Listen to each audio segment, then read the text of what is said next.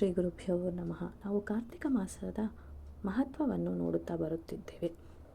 7ನೇ ಅಧ್ಯಾಯದಲ್ಲಿ ಅರ್ಚನೆ, ವನಭೋಜನ, ದೀಪಾರಾಧನೆಗಳ ಬಗ್ಗೆ ತಿಳಿದುಕೊಂಡೆವು. ಈ ಒಂದು 8ನೇ ಅಧ್ಯಾಯದಲ್ಲಿ ಅಜಾಮಿಳನ ವೃತ್ತಾಂತವನ್ನು ತಿಳಿದುಕೊಳ್ಳೋಣ. ನಾಗೇಂದ್ರಹಾರಾಯ ತ್ರಿಲೋಚನಾಯ ಭಸ್ಮಾಂಗರಾಗಾಯ ಮಹೇಶ್ವರಾಯ ನಿತ್ಯಾಯ ಶುದ್ಧಾಯ ದಿಗಂಬರಾಯ ತಸ್ಮೈ ನಕಾರಾಯ ನಮಃ ಶಿವಾಯ ತಸ್ಮೈ ನಕಾರಾಯ ನಮಃ ಶಿವಾಯ. ಜನಕನು ವಸಿಷ್ಠ ಮಹಾಮುನಿಯು ಹೇಳಿದ ಧರ್ಮಗಳೆಲ್ಲವನ್ನೂ ಭಕ್ತಿಯುತವಾಗಿ ಶ್ರದ್ಧೆಯಿಂದ ಕೇಳಿ ಮತ್ತೆ ಆ ಮಹರ್ಷಿಯನ್ನು ಕುರಿತು ಹೀಗೆಂದನು. ಮಹಾನುಭಾವ, ತಾವು ಕಾರ್ತಿಕ ಮಹಾತ್ಮೆಯನ್ನು ಕುರಿತು ವಿವರಿಸಿದ್ದ ವಿಷಯಗಳನ್ನು ತಿಳಿದೆನು.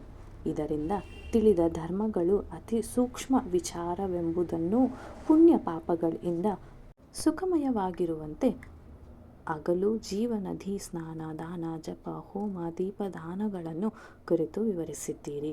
ವಸ್ತ್ರದಾನವನ್ನು, ಪುರಾಣ ಶ್ರವಣವನ್ನು ಮೊದಲಾದ ವನಭೋಜನವನ್ನು, ನೆಲ್ಲಿಗಿಡದ ಮಹತ್ವ, ಅದರ ಕೆಳಗೆ ಸಾಲಿಗ್ರಾಮದ ಸ್ನಾನ, ಪೂಜೆ ವಿಧಾನಗಳನ್ನು ನಮಗೆ ವಿಸ್ತಾರವಾಗಿ ತಿಳಿಸಿದ್ದೀರಿ.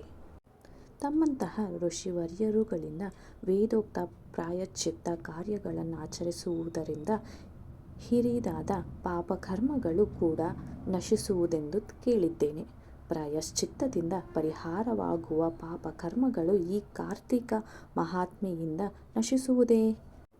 ಕೆಲವರು ದುರ್ಮಾರ್ಗಿಗಳು, ಪಾಪಕಾರ್ಯಗಳನ್ನೇ ಮಾಡುವವರು, ದೀಪವನ್ನು ಯಾರಾದರೂ ಕೈಯಿಂದ ಇಡಲು ಯತ್ನಿಸಿದವರು ಇದರಿಂದ ದುರಿತ ದೂರರಾಗುವರೇ?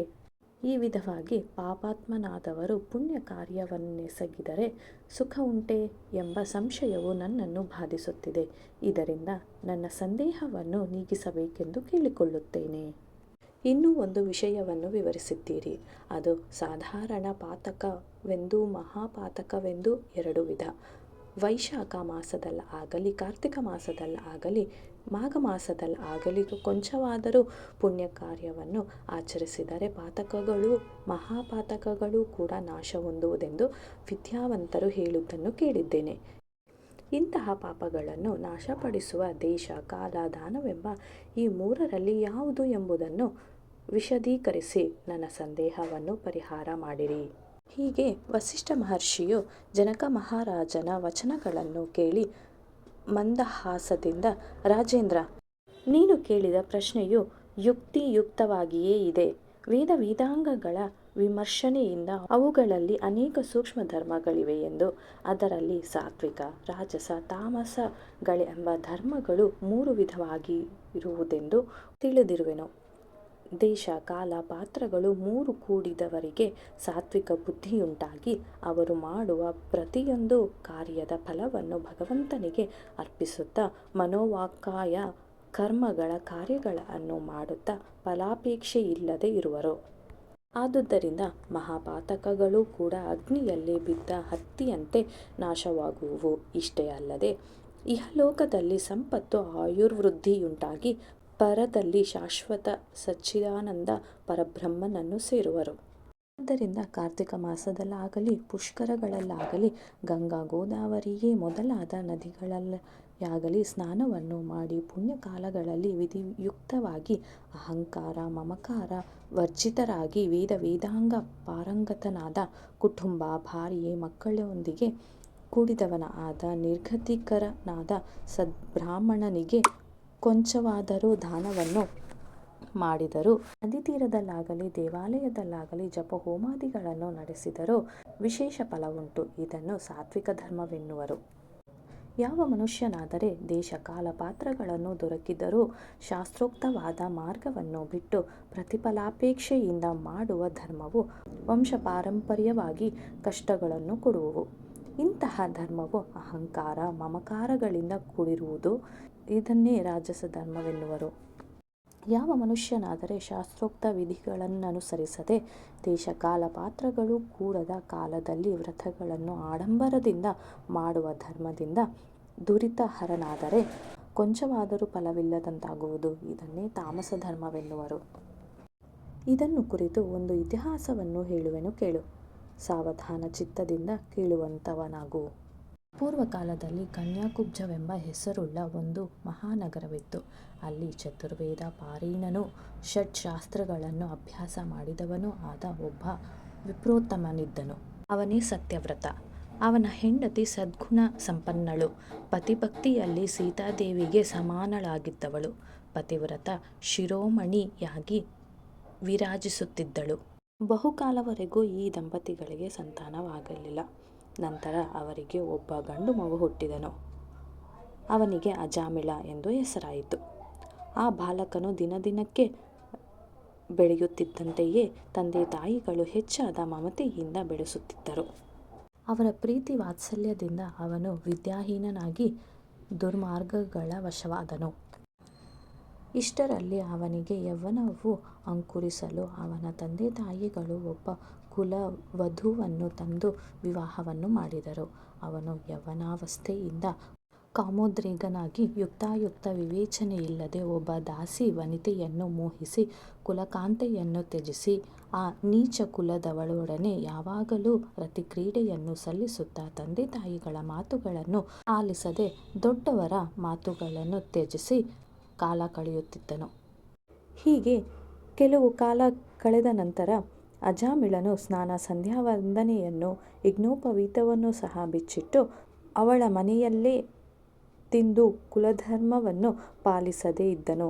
ಇದಾದ ಮೇಲೆ ಅವನು ಕಿರಾತಕನಂತೆ ಮೃಗಗಳನ್ನು ಬೇಟೆಯಾಗಿ ಮಾಂಸ ಭಕ್ಷಣೆಯನ್ನು ಸಹ ಮಾಡುತ್ತಾ ಜೀವಿಸುತ್ತಿದ್ದನು.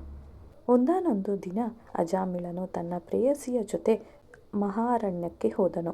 ಅವನು ಮೃಗಗಳನ್ನು ಬೇಟೆಯಾಡುತ್ತಿರುವಾಗ ಇವಳು ಅಲ್ಲೇ ಇದ್ದ ಒಂದು ದೊಡ್ಡ ಮರದ ಮೇಲೆ ಜೇನನ್ನು ನೋಡಿ ಅದನ್ನು ಇಳಿಸುತ್ತಿರಲು ಅಲ್ಲೇ ಇದ್ದ ಒಂದು ದೊಡ್ಡ ಸರ್ಪವು ಆಕೆಯನ್ನು ಕಚ್ಚಿತು. ಕೂಡಲೇ ಆಕೆ ಸಾವಿನಪ್ಪಿದಳು. ಅದನ್ನು ನೋಡಿ ಅಜಾಮಿಳ ಪರಿವಿಧವಾಗಿ ರೋಧಿಸುತ್ತಾ ಏನೂ ಮಾಡಲು ತೋಚದೆ ಆ ಒಂದು ಶವವನ್ನು ಅಲ್ಲೇ ಇದ್ದ ಒಂದು ದೊಡ್ಡ ಹಳ್ಳದಲ್ಲಿ ಹಾಕಿ ಗೃಹಾಭಿಮುಖವಾಗಿ ಹೊರಟನು. ಇವರ ಮಗಳಿಗೆ ಈ ವಿಷಯಗಳನ್ನೆಲ್ಲವನ್ನೂ ತಿಳಿಸಲು ಆ ಬಾಲಕಿಯು ವಿವಿಧವಾಗಿ ರೋಧಿಸುತ್ತಿದ್ದಳು. ತದನಂತರ ಅಜಾಮಿಳನು ಕಾಮೋದ್ರೇಕದಿಂದ ತನ್ನ ಅಭಿಪ್ರಾಯವನ್ನು ಆಕೆಗೆ ತಿಳಿಸಲು ಆಕೆ ತಾನು ಯುಕ್ತ ವಯಸ್ಕಳಾಗಿದ್ದುದರಿಂದ ಇದಕ್ಕೆ ಅವಳು ಸಮ್ಮತಿಸಿದಳು. ಅಂದಿನಿಂದ ಅಜಾಮಿಳನು ತನ್ನ ಮಗಳಲ್ಲಿ ಸುರತ ಕ್ರೀಡೆಗಳನ್ನು ನಡೆಸುತ್ತಾ ಕಾಲ ಕಳೆಯುತ್ತಿದ್ದನು. ಕೊಂಚ ಕಾಲ ನಂತರ ಅವನಿಗೆ ಆಕೆಯಲ್ಲಿ ಒಂದರ ಮೇಲೊಂದು ಮಕ್ಕಳಾದವು.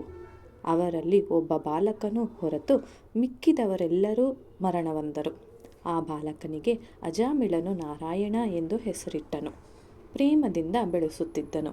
ಅಜಾಮಿಳನಿಗೆ ತನ್ನ ಕುಮಾರನ ಮೇಲೆ ಅಖಂಡ ಪ್ರೇಮದಿಂದ ಮಾತನಾಡಿಸುತ್ತಾ ಅವನಲ್ಲಿ ಆಟವಾಡುತ್ತಾ ಯಾವಾಗಲೂ ನಾರಾಯಣ ನಾರಾಯಣ ಎಂದು ಕರೆಯುತ್ತಿದ್ದನು. ಕಾಲ ಕಳೆದಂತೆ ಅವನು ಮುದುಕನಾದನು. ಹೀಗೆ ಕೆಲ ಕಾಲ ಕಳೆದು ದೇಹಬಾಧೆ ಹೆಚ್ಚಾಗಿ ಭೂಮಿಷ್ಠನಾಗಿ ಮರಣಕಾಲವು ಸಮೀಪಿಸಿತು. ಆಗ ಯಮಭಟರು ಪಾಶಗಳಿಂದ ಆತನಿಗೆ ದರ್ಶನವನ್ನು ನೀಡಿದರು. ಆತನು ಭಯಕಂಪಿತ ಹೃದಯನಾಗಿ ಅಲ್ಲೇ ಇದ್ದ ಪುತ್ರನನ್ನು ಪ್ರೀತಿಯಿಂದ ನಾರಾಯಣ ನಾರಾಯಣ ನಾರಾಯಣ ಎಂದು ತುಂಬ ಸರಿ ಕರೆದನು.